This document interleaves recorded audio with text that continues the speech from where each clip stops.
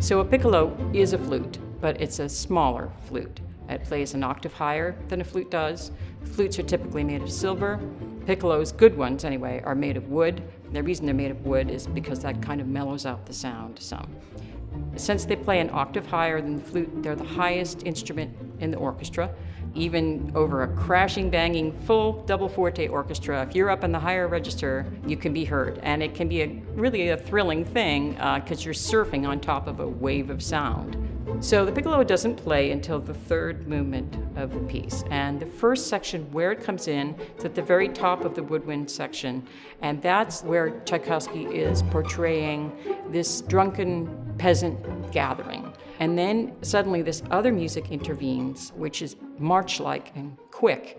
And that's where the really difficult little solo is. It just suddenly pops in there out of nowhere.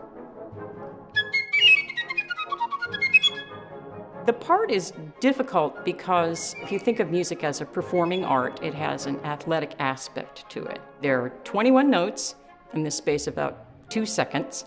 It's very awkward fingerings, and it's very quick.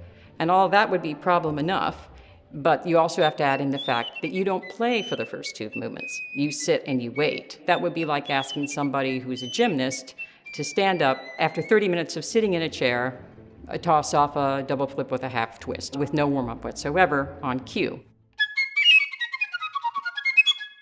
As I get closer to when the performances are, I'll do some warm-ups, and then I'll put the piccolo on its peg, and I'll go do house chores for half an hour.